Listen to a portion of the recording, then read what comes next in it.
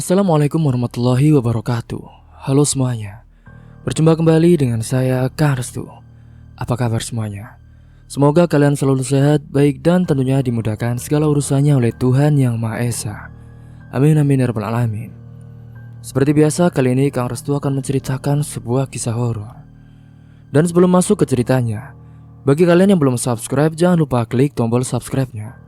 Klik lonceng notifikasinya serta like video ini agar kalian tidak ketinggalan cerita-cerita menarik dari channel ini. Oke, terima kasih. Dan langsung saja tanpa berlama-lama lagi, bagaimana kisahnya? Ini dia ceritanya.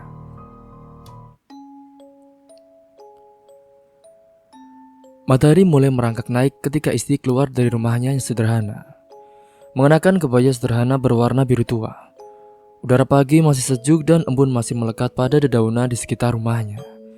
Ia berjalan santai menuju pasar, tempat ayahnya Pak Karman sudah menyiapkan lapak toko sembako mereka. Pasar itu tak terlalu besar, namun ramai karena menjadi tempat utama masyarakat desa membeli kebutuhan sehari-hari. Pak Karman sudah berdiri di balik etalase sembako mereka. Dengan sabar ia menunggu pembeli sembari mengatur barang-barang di rak. Isti selalu membantu ayahnya mencatat barang-barang yang baru datang dari pemasok dan juga menata barang-barang di tokonya. Keduanya adalah tim yang solid. Meskipun sejak ibunya meninggal beberapa tahun yang lalu, pekerjaan itu terasa lebih berat, namun mereka tetap kompak dan saling menguatkan. Isti, hari ini kamu bantu catat barang ya. Soalnya Mang Diman baru saja kirim beras dan juga minyak goreng. Pastikan semuanya tercatat dengan benar, kata Pak Karman, sembari memeriksa beberapa karung beras yang baru saja diturunkan dari mobil. Iya Pak, jawab Isti sambil tersenyum manis. Senyum Isti ini selalu membawa ketenangan bagi Pak Karman. Gadis itu tumbuh menjadi perempuan yang bukan hanya cantik, tetapi juga penuh tanggung jawab dan peduli terhadap keluarganya. Meski ibunya telah tiada, Isti selalu berusaha untuk mengisi kekosongan itu dengan merawat ayahnya sebaik mungkin. Dia tahu betapa berat beban yang ayahnya pikul, dan dia tidak ingin menambahnya dengan keluhan ataupun kesedihan. Dia memilih untuk selalu tampil ceria dan juga bekerja dengan tekun membantu ayahnya di toko. Nak, kamu ini kalau sudah menikah nanti, siapa yang bantuin bapak di toko? Guru Pak Karman sambil tertawa kecil. Dia sering menggoda Isti dengan pertanyaan semacam itu. Meskipun dalam hatinya, dia tahu belum siap berpisah dengan anak semata wayangnya. Isti pun tertawa kecil meski dalam hati ia tak bisa menghindari kegelisahan yang sering muncul setiap kali ayahnya menyebut soal pernikahan. Aduh, bapak ini ngomongin soal nikah lagi. Siapa juga yang mau sama Isti, Pak? Lagi pula, Isti kan belum kepikiran buat nikah. Isti mau bantu bapak dulu, jawab Isti dengan nada ceria. Meski hatinya sebenarnya merasa bimbang, karena banyak pemuda di desanya yang menyatakan rasa suka kepadanya. Namun Isti belum menemukan seorang yang benar-benar membuat hatinya itu tertarik. Memang selain karena parasnya yang cantik, Isti juga dikenal sebagai gadis yang baik hati. Tidak jarang dia membantu tetangganya tanpa pamrih, membuatnya semakin disukai oleh banyak orang. Setiap kali ada acara desa, Isti selalu menjadi pusat perhatian. Meskipun dia sendiri tidak pernah merasa nyaman dengan pujian berlebihan. Baginya hidup sederhana dan mengabdi pada keluarga jauh lebih penting daripada popularitas di desanya. Saat mereka sedang mengatur barang-barang di toko, tiba-tiba datang seorang pemuda. Namanya Dani. Dia adalah pelangganan toko sembako milik Pak Karman. Dani adalah salah satu dari banyak pemuda desa yang terpikat pada Isti. Setiap kali berbelanja, Dani selalu mencoba mencuri perhatian Isti, meski seringkali hanya berujung pada percakapan canggung. Pagi Pak Karman, Isti, sapa Dani dengan senyuman lebar. Ia membawa karung beras yang biasa ia beli untuk keperluan keluarganya. Pagi Dani, mau ambil beras lagi ya? Ini ada yang baru datang ini, kualitasnya bagus, jawab Pak Karman sambil tersenyum dengan ramah. Dani tersenyum kecil sambil mengangguk. Iya Pak, seperti biasa. Saya ambil 1 karung ya. Kemudian matanya pun melirik ke arah Isti yang sedang sibuk mencatat barang-barang di buku catatannya. Isti, sibuk banget ya hari ini? Tanyanya mencoba memulai percakapan. Isti yang merasa sedikit canggung, dia tersenyum tipis sambil menoleh sebentar. Iya biasa, banyak barang baru yang datang, jadi harus dicatat semuanya. Dani mencoba menahan kegugupannya. Kalau butuh bantuan, jangan sungkan ya. Aku selalu siap bantu kamu, Is. Terima kasih Dani, tapi untuk sekarang masih bisa kok dikerjakan sendiri, jawab Isti dengan sopan. Dia tidak ingin memberi harapan pada Dani ataupun pemuda lain yang sering mencoba mendekatinya. Pak Karman yang mengamati percakapan itu dari balik etalase hanya tersenyum kecil. Dia tahu betapa banyak pemuda yang menyukai putrinya, tapi Isti selalu bijak dalam menanggapi setiap perhatian yang ia terima. Isti tidak pernah bersikap sombong ataupun angkuh, meskipun dia tahu dirinya adalah bunga desa yang dikagumi oleh banyak orang. Setelah Dani selesai membayar dan beranjak pergi, Pak Karman berkata sambil terkekeh, "Kamu ini ya Isti, banyak pemuda yang antri loh, tapi kamu kok gak pernah ngelirik satupun sih?" Isti pun hanya tertawa kecil mendengar ucapan dari bapaknya. "Bapak, Isti kan belum mikir soal itu Pak. Lagi pula mereka baik-baik, tapi Isti belum merasa cocok sama siapapun." Pak Karman mengangguk paham. Dia tidak pernah memaksa Isti untuk segera menikah. Baginya yang terpenting adalah kebahagiaan anaknya. Namun sebagai seorang ayah, dia tidak bisa menyembunyikan harapan agar Isti menemukan seorang yang bisa membahagiainya di masa depannya. Hingga singkatnya waktu pun terus berjalan dan juga semakin siang. Semakin ramai pula para pelanggan yang datang ke toko sembako mereka. Banyak di antara mereka yang sudah menjadi langganan tetap. Bukan hanya karena barang-barangnya yang lengkap, tetapi juga karena keramahan dari Pak Karma dan Isti yang selalu melayani dengan sepenuh hati. "Isti, tolong catat juga yang ini ya. Ada telur dan gula pasir baru datang," kata Pak Karman sambil menyerahkan beberapa nota pembelian dari pemasok. "Iya Pak, siap," jawab Isti sambil merapikan buku catatannya. Hari itu berjalan seperti biasa. Mereka berdua bekerja dengan harmonis, saling membantu dan juga menjaga toko. Di tengah kesibukannya, Isti seringkali merenung. Meskipun hidupnya tampak sempurna di mata orang lain, ia merasa ada sesuatu yang hilang dalam dirinya. Ia mencintai ayahnya dan bangga bisa membantu di toko. Namun dalam hatinya ia juga merindukan sosok ibu yang telah lama tiada. Kehangatan seorang ibu yang selalu ia rindukan setiap kali malam datang. Saat matahari mulai tenggelam di ufuk barat, Isti dan Pak Karman mulai menutup toko mereka. Barang-barang yang tersisa mereka rapikan, dan uang hasil penjualan hari itu dihitung dengan cermat. Setelah semuanya beres, mereka pun pulang bersama, berjalan berdampingan di bawah langit senja yang mulai memerah. Di perjalanan pulang, Isti memandang ke langit sambil tersenyum kecil. Meski banyak hal yang belum pasti dalam hidupnya, dia tahu satu hal yang selalu dia yakini. Ia akan terus berusaha menjadi anak yang baik dan juga menjaga ayahnya dengan sepenuh hati apapun yang terjadi. Singkatnya, malam mulai menyelimuti desa saat Isti dan Pak Karman tiba di rumah mereka. Rumah sederhana yang terletak di ujung desa itu selalu memberikan rasa nyaman bagi Isti. Meski tidak besar, tempat itu penuh kesenangan, penuh kenangan, terutama kenangan bersama ibunya yang selalu terbayang dalam benaknya. Setiap sudut rumah itu seperti masih memancarkan kehangatan cinta dari seorang ibu yang kini tinggal dalam ingatan. Setelah meletakkan barang-barang dari toko di ruang tamu, Isti langsung menuju di dapur. Di sana ia lalu menyalakan kompor untuk merebus air dan mempersiapkan teh hangat bagi ayahnya. Memang sejak ibunya tiada, Isti telah terbiasa mengurus semua kebutuhan rumah tangga, dari mencuci pakaian, membersihkan rumah, hingga memasak. Meski lelah setelah seharian bekerja di pasar, ia tidak pernah mengeluh. Saat itu Pak Karman duduk di kursi tua favoritnya di ruang tamu, merapikan beberapa nota penjualan hari itu. Ia tersenyum kecil setiap kali melihat putrinya yang begitu cekatan mengurus segala sesuatu di rumah. Isti bukan hanya anak yang cantik saja, dia juga sangat bertanggung jawab. "Bapak mau teh hangat?" Tanya Isti sambil membawa nampan berisi teko teh dan juga 2 cangkir. Oh iya, teh hangatnya pasti enak ya nak, seperti biasa kamu buat, jawab Pak Karman dengan senyum lebar. Isti lalu menuangkan teh hangat itu ke cangkir ayahnya, lalu menyerahkan kepadanya. Setelah itu ia duduk di sebelahnya menyesap tehnya sendiri. Malam yang tenang itu seakan-akan hanya milik mereka berdua. Dan dalam kebersamaan itu, Isti selalu merasa damai. Pak, apa besok kita perlu pesan lagi barang dari pemasok? Tanya Isti sambil memikirkan stok barang di toko. Sepertinya iya Isti, beberapa barang sudah mulai menipis. Nanti pagi kita cek lagi ya, biar gak ada yang kurang pas pembeli datang, jawab Pak Karman sambil memandangi cangkir tehnya.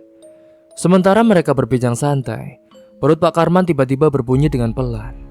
Ia tertawa kecil, sementara itu Isti pun ikut tertawa mendengar suara itu. Wah, bapak lapar ya? Mau Isti masakin apa pak? Tawar Isti, meskipun ia sendiri merasa lelah. Pak Karman hanya menggelengkan kepala. Tidak nak, tidak usah repot-repot. Kamu sudah capek seharian kerja di pasar. Bagaimana kalau kita beli nasi goreng saja di warung Kang Jono? Katanya nasi gorengnya makin enak. Iya pak, boleh juga. Kalau gitu biar Isti yang pergi sekarang ya pak. Bapak istirahat saja di rumah. Iya, kamu jangan lupa bawa payung. Siapa tahu akan hujan, ujar Pak Karman dengan nada khawatir. Kamu hati-hati ya nak. Iya pak, nanti Isti pasti cepat pulang, jawab Isti sambil meraih payung dan tas kecilnya. Setelah memastikan semuanya siap, ia melangkah keluar rumah dan berjalan menuju warung Kang Jono yang letaknya tidak terlalu jauh dari rumah mereka. Jalanan desa malam itu sepi. Lampu-lampu jalan yang tidak terlalu terang hanya memantulkan bayangan samar di antara pepohonan. Isti berjalan santai, menikmati udara malam yang sejuk.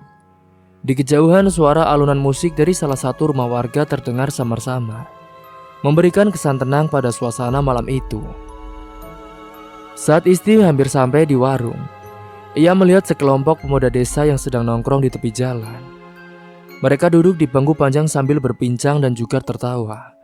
Pemuda-pemuda itu adalah teman-teman sekampung dari Isti, dan beberapa dari mereka seringkali datang ke toko ayahnya. Salah satu dari mereka, Anto yang dikenal sebagai pemuda humoris di desa, tiba-tiba melihat Isti. Dengan senyuman jahil ia pun berseru, lihat siapa yang lewat. Isti tuh, si bunga desa kita. Teriakannya disambut tawa kecil oleh teman-temannya. Isti yang sudah terbiasa dengan lelucon semacam itu hanya tersenyum kecil dan juga melambaikan tangan. Selamat malam Mas Anto, Mas Roni, semuanya, sapa Isti ramah sambil terus berjalan. Wah, pasti mau beli nasi goreng buat bapak ya? Tanya Roni, salah satu pemuda di sana sambil mengangguk ke arah warung Kang Jono. Betul mas, bapak lagi lapar. Jadi Isti disuruh beli, jawab Isti sopan. Anto kembali bercanda. Aduh, kapan ya bisa makan nasi goreng bareng Isti? Pasti enak banget kalau makan malam ditemani bunga desa. Ucapan itu disambut tawa teman-temannya, tapi tidak ada yang bernada melecehkan. Semua tahu bahwa Isti adalah gadis yang disegani di desa, dan mereka tidak pernah berniat buruk dan juga tidak sopan kepadanya. Isti hanya tersenyum lebar. Mas Anto ini ada-ada saja. Nasi gorengnya tetap enak mas. Kok bicara ditemani saya? Setelah mengucapkan salam perpisahan, Isti melanjutkan perjalanannya menuju warung. Ia tahu pemuda-pemuda itu hanya bercanda, dan ia tidak pernah mengambil hati semua godaan mereka. Bagi Isti itu semua hanyalah cara mereka menunjukkan perhatian. Meski ia juga sadar bahwa banyak dari mereka sebenarnya menyimpan perasaan lebih dari sekedar teman. Setibanya di warung Kang Jono, Isti memesan 2 porsi nasi goreng. Sambil menunggu pesanannya selesai, ia duduk di bangku yang tersedia di depan warung, menikmati suasana malam yang tenang. Kang Jono yang sedang sibuk memasak menyapa Isti dengan ramah. Wah, Sudah lama gak kelihatan ya kamu, Isti. Lagi sibuk di toko ya? Iya, Kang. Banyak barang datang. Jadi aku harus bantu bapak mencatat semuanya. Iya benar. Bantu orang tua memang penting. Bapakmu pasti bangga punya anak sebaik kamu ya, Nduk. Isti tersenyum mendengar pujian itu. Meski sudah sering mendengar hal serupa dari orang-orang di desanya, karena pujian itu selalu membuat hatinya terasa hangat. Hingga singkatnya, tak lama kemudian nasi goreng pesanannya pun telah selesai, dan Isti pun segera kembali pulang. Sepanjang perjalanan pulang, Isti merasa bersyukur atas hidupnya. Meski sederhana, ia memiliki ayah yang baik. Hingga sampainya di rumah, ia pun melihat Pak Karman sudah menunggu di depan pintu. Nasi gorengnya sudah siap, Pak. Wah, sudah lapar nih, Nak. Terima kasih ya, jawab Pak Karman dengan senyum lebar. Lalu singkatnya mereka berdua pun memakan nasi goreng itu. Hingga setelah telah selesai, mereka pun lalu lanjut beristirahat di kamar masing-masing. Hari-hari berlalu dengan rutinitas yang tidak banyak berubah untuk Isti dan juga Pak Karman. Seperti biasa, setiap pagi Isti bangun lebih awal untuk membantu ayahnya di pasar, mencatat barang, menata stok, dan juga melayani pelanggan. Namun pada suatu pagi yang cerah di pasar, hidup Isti mendadak berubah saat bertemu dengan seorang yang tidak diduganya. Pagi itu pasar ramai seperti biasa. Isti sedang sibuk mencatat barang di etalase ketika seorang pria muda dengan penampilan rapi dan juga berwajah tampan menghampiri toko sembako mereka. Pria itu mengenakan kemeja putih dan celana panjang hitam yang sederhana namun elegan. Terlihat berbeda dari kebanyakan pembeli yang lainnya. Dia tersenyum ramah ketika bertatapan dengan Isti. Permisi, saya ingin beli gula dan beras.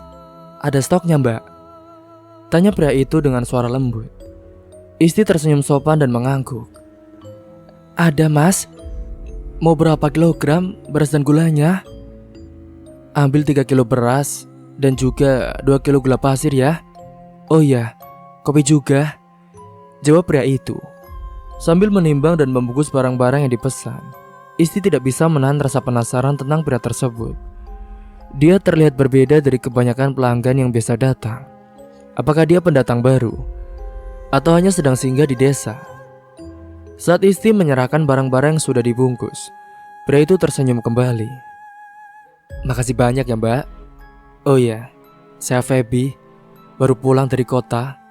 Sebenarnya saya dulu juga tinggal di desa ini, tapi sudah lama pergi. Ini pertama kalinya saya kembali lagi setelah bertahun-tahun, Mbak.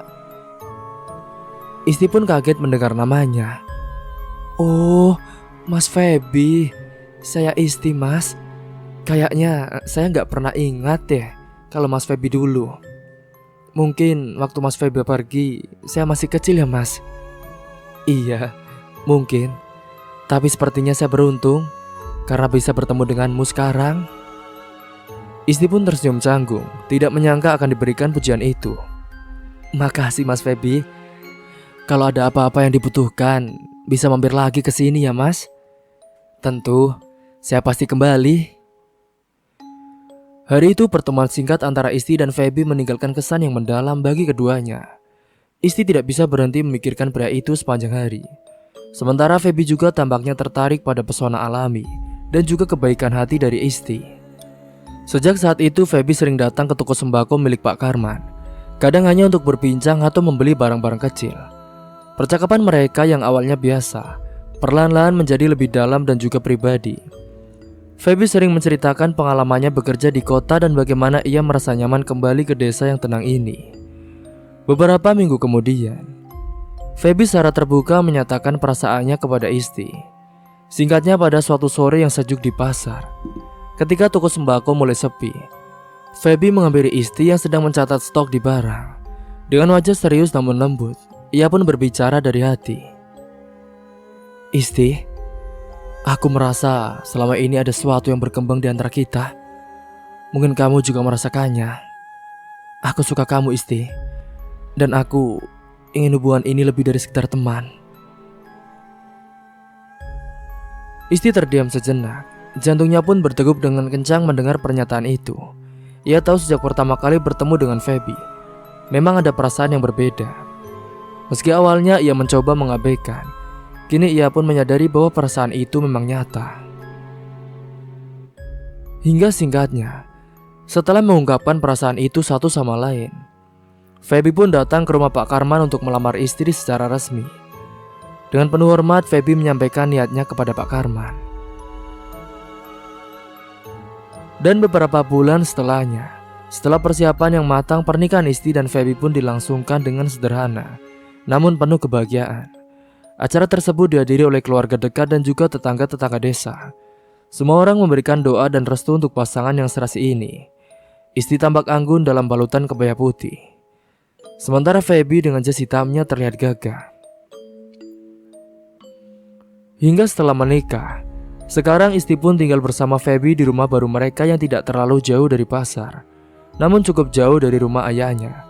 Meskipun demikian, istri tetap berusaha menjaga hubungan baik dengan ayahnya dan sering mengunjungi Pak Karman. Namun semenjak pernikahan itu, ia tidak bisa lagi membantu di toko sembako seperti dulu. Tanggung jawabnya kini adalah sebagai istri yang mendampingi suaminya. Hingga singkatnya 2 bulan setelah pernikahan, kabar bahagia datang dari keluarga kecil istri dan Feby. Istri pun dinyatakan hamil.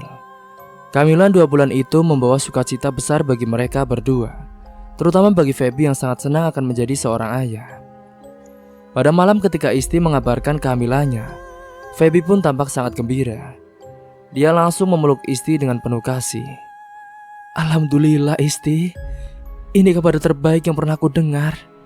Kita akan jadi orang tua," seru Feby dengan senyum yang lebar.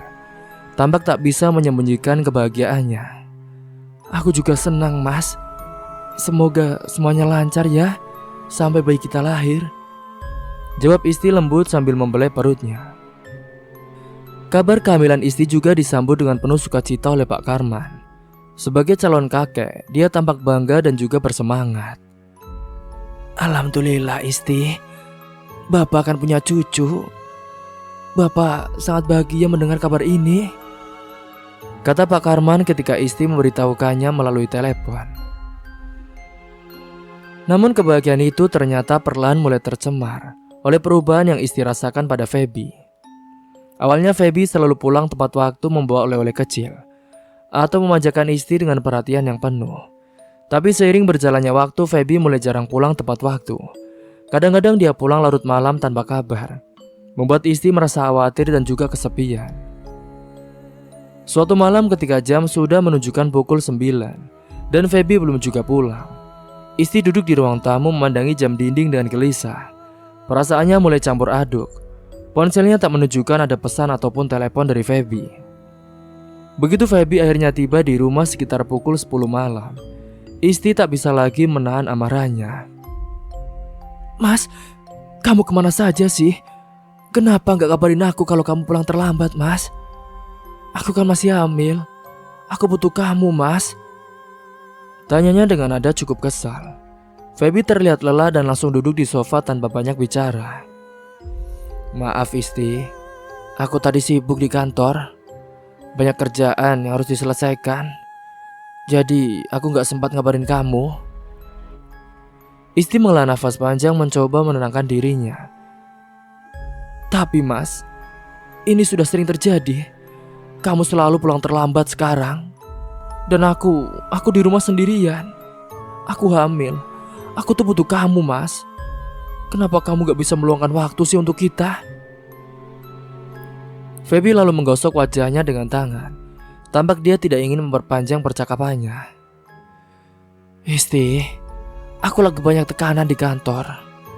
Aku sekarang harus bekerja lebih keras. Aku juga mau memastikan masa depan anak kita aman. Tapi aku butuh kamu sekarang, mas. Dulu kamu selalu ada buat aku.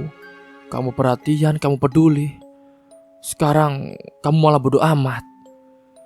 Feby terdiam. Dia tahu istri benar, tapi seolah-olah dia sudah kehilangan energi untuk meresponnya. Istri, aku gak bisa selalu romantis seperti dulu ya. Sudahlah, aku capek." Istri pun merasa sakit hati mendengar jawaban itu. Dulu Feby selalu penuh perhatian dan romantis, Tapi sekarang semuanya telah berubah. Isti menunduk merasa kecewa. Apa artinya kalau kamu gak pernah ada di sini, Mas? Hingga saat itu Feby pun kemudian berjalan menuju kamar tanpa berkata apa-apa lagi. Isti duduk terdiam di ruang tamu, menahan air mata yang mulai menggenang.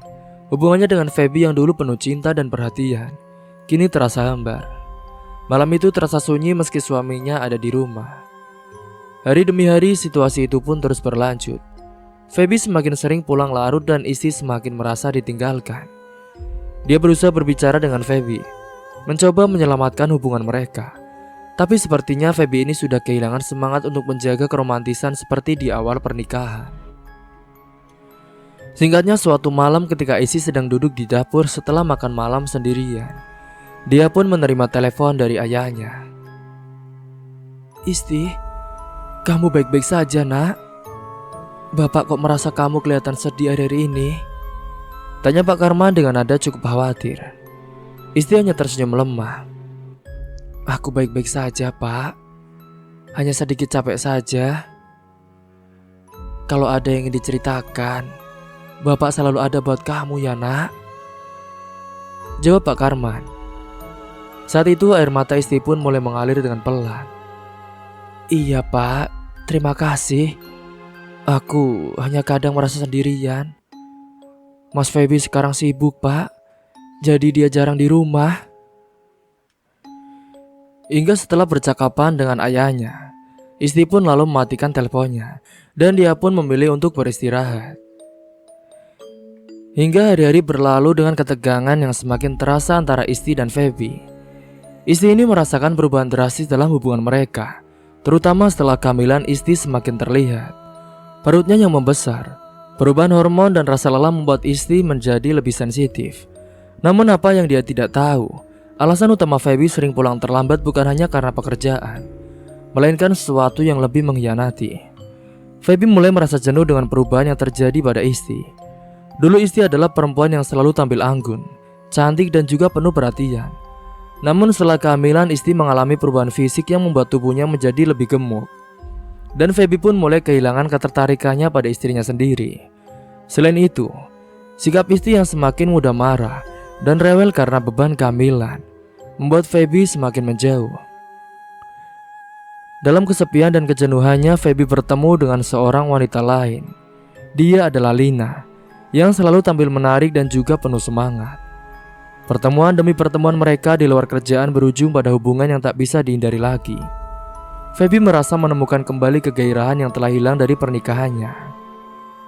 Hingga suatu malam ketika Feby baru saja pulang larut malam, Isti yang sudah merasa letih menunggu di rumah langsung menanyakan keterlambatan suaminya. Mas, kamu pulang telat lagi. Ini sudah jam 11 malam loh, Mas. Kenapa kamu gak ngabarin aku kalau pulang terlambat? Tanya Isti dengan nada yang mengandung kekecewaan. Feby yang sudah merasa bosan dengan pertanyaan-pertanyaan seperti itu hanya menjawabnya dengan singkat.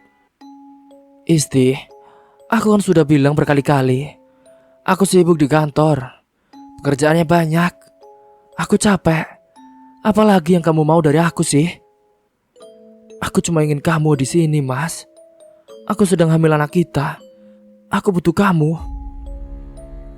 Feby menghela nafas panjang dan membalas dengan dingin. Isti, kamu selalu aja mengeluh. Aku gak bisa ya terus-terusan di rumah. Aku juga butuh ruang. Sudah, jangan terlalu rewel. Isti tak sanggup lagi berkata apa-apa. Dia merasakan jarak yang semakin jauh antara dirinya dan Feby. Air mata mengalir perlahan di pipinya saat Feby berjalan ke kamar, tanpa sedikit pun menoleh kepadanya. Hingga beberapa hari kemudian saat Feby dan Isti sedang tidur di kamar, tiba-tiba sebuah pesan masuk ke ponsel Feby yang tergeletak di meja samping tempat tidurnya. Ponsel itu bergetar dengan pelan. Dan karena malam sudah larut, bunyinya pun terdengar jelas di telinga Isti yang belum sepenuhnya terlelap. Dengan rasa penasaran, Isti melirik ke arah ponsel Feby. Di layar terlihat nama Lina yang muncul, disertai dengan sebuah pesan. Sayang, aku sudah pesan tiket. Besok kita jadi liburan bareng kan? Aku gak sabar ketemu kamu. I love you. Pesan itu seperti petir yang menyambar hati Isti. Tangan Isti pun gemetar saat membaca pesan tersebut.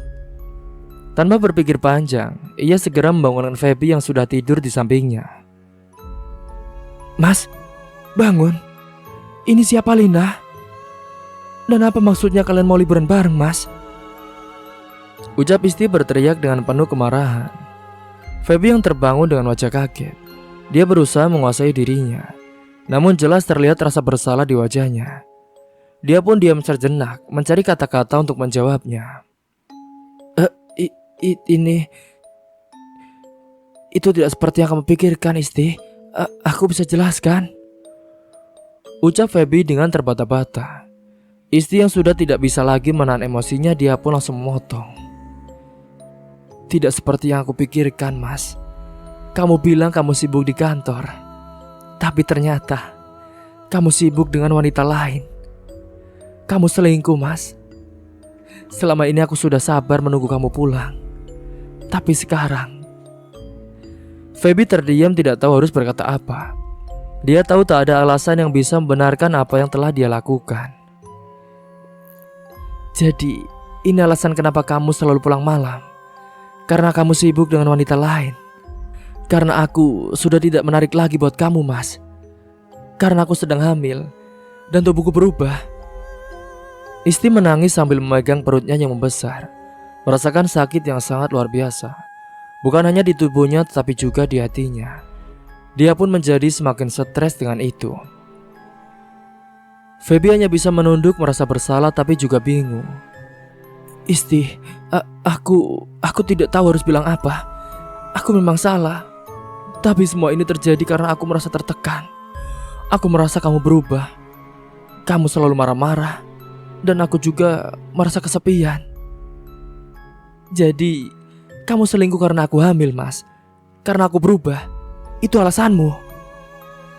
Apa yang salah denganku, Mas? Apa yang salah dengan kita?" Feby pun tidak bisa menjawab ucapan dari Isti. Dia tahu bahwa tidak ada alasan yang bisa menutupi keburukannya. Isti menatapnya dengan mata penuh luka. Air mata tak bisa terbendung lagi.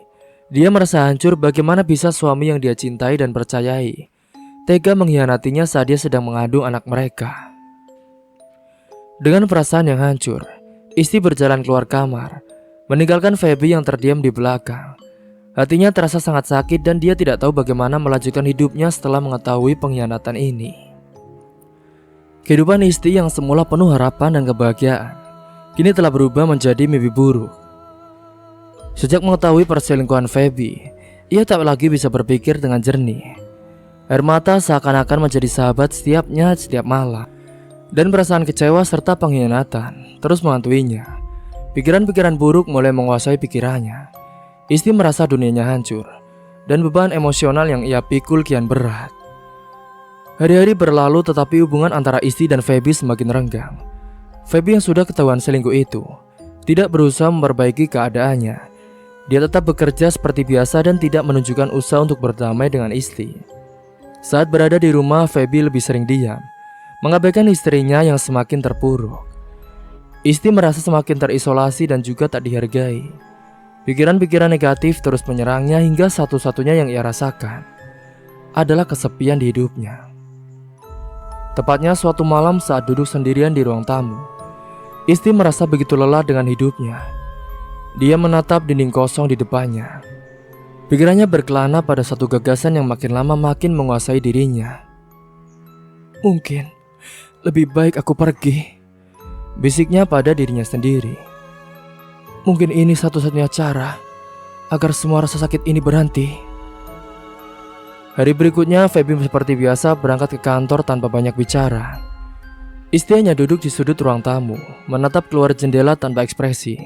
Feby tidak menyadari betapa buruknya kondisi mental istrinya. Baginya masalah ini hanya akan berlalu seiring waktu, dan dia memilih untuk mengabaikannya. Namun untuk Isti masalah ini semakin mendalam. Kekecewaan yang terus bertumbuk membuat pikirannya semakin kacau. Tubuhnya terasa berat dan tak berdaya, seperti diselimuti kabut hitam yang tak bisa ia singkirkan. Sepanjang hari itu Isti berjalan tanpa arah di dalam rumah. Rasa frustasi yang membelenggu hatinya semakin kuat. Ia keluar ke halaman belakang, memandangi pohon besar yang berdiri di sudut halaman. Dalam kepalanya muncul bayangan tentang akhir dari semua penderitaannya. Aku tidak kuat lagi. Aku sudah terlalu lelah. Gumam Isti pada dirinya sendiri. Di bawah pohon bayangan itu, ia mengambil keputusan yang paling tragis. Sore hari ketika Feby pulang dari kantor, suasana di rumah terasa berbeda. Rumah pun tampak sepi sunyi, tidak ada suara atau tanda-tanda kehidupan. Biasanya meski dalam keheningan, Isti akan berada di suatu sudut rumah, tapi kali ini tak ada jejak keberadaannya. "Isti, kamu di mana?" panggil Feby dengan suara datar. Dia pun berjalan menuju ruang tamu lalu ke kamar, tapi tidak ada jawaban. Dia mulai merasa ada yang tidak beres. Feby pun lalu berkeliling rumah memeriksa setiap ruangan. Namun Isti tidak ada di sana. Kepanikan pun mulai merayap dalam dirinya. Setelah memeriksa semua ruangan di rumah, Feby berjalan ke halaman belakang, berharap menemukan Isti sedang duduk atau mungkin ingin menenangkan diri di luar. Namun apa yang dilihatnya di sana menghancurkan segala ekspektasinya. Di bawah pohon besar di belakang rumah, Isti pun telah tergantung dengan lemas. Tubuhnya sudah tak bernyawa, diikatkan pada seutas tali yang diikat ke salah satu cabang pohon. Feby terpaku di tempatnya, tidak percaya dengan apa yang dilihatnya. Dunia di sekelilingnya terasa hening dan gelap. Kakinya lemas dan tubuhnya terasa seperti dihantam badai. "Isti, tidak, ini tidak mungkin," gumamnya. Suaranya nyaris tak terdengar. Dengan tergesa ia pun berlari mendekati pohon itu, mencoba meraih tubuh Isti yang sudah kaku. Tetapi ia tahu semuanya sudah terlambat. Feby jatuh berlutut di depan tubuh istrinya. Matanya penuh dengan ketakutan dan penyesalan. Dia mengangkat teleponnya dengan tangan gemetar dan segera menelpon ambulan. Namun di dalam hatinya dia sudah tahu bahwa tak ada yang bisa dilakukan lagi. "Isti, kenapa kamu melakukan ini? Kenapa kamu gak omong sama aku? Aku yang salah. Aku yang membuatmu seperti ini." Feby menangis tanpa henti, memeluk tubuh Isti yang sudah dingin. Tetapi tak ada lagi yang bisa diubah. Hingga tak lama kemudian suara sirine ambulan pun terdengar di kejauhan. Para petugas medis datang, namun saat mereka memeriksa keadaan Isti, mereka hanya bisa menggelengkan kepala. Isti sudah tak bisa diselamatkan. Berita tentang kematian Isti menyebar dengan cepat. Tetangga mulai berdatangan ke rumah Feby, ingin tahu apa yang telah terjadi. Di antara mereka terdengar bisik-bisik bahwa Isti gantung diri karena depresi. Meski tak ada yang tahu persis penyebabnya, semua pun hanya bisa menduga-duga saja. Berita ini akhirnya sampai ke telinga Pak Karman, yang saat itu langsung terpukul mendengar kabar tragis tentang putrinya. Dia pun segera datang ke rumah Feby dengan wajah penuh kepedihan.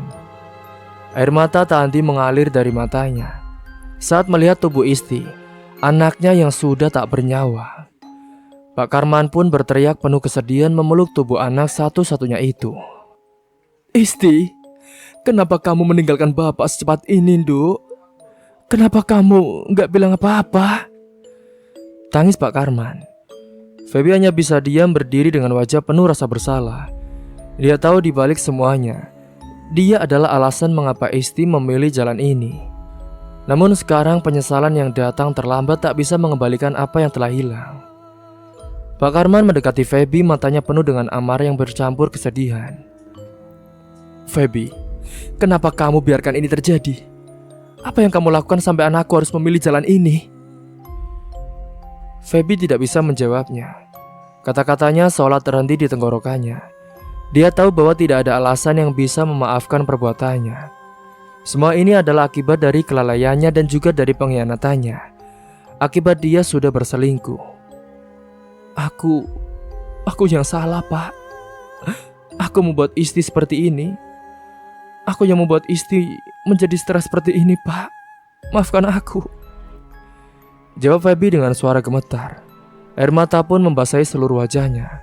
Namun kata-katanya tak lagi berarti. Penyesalan yang terlambat tak akan pernah bisa mengembalikan nyawa Isti. Hari itu dunia Feby dan Pak Karman pun terasa hancur. Kehilangan Isti meninggalkan luka yang dalam bagi semua orang yang mencintainya. Dan bagi Feby, Beban kesalahan itu akan selalu menghantui-nya sepanjang hidupnya.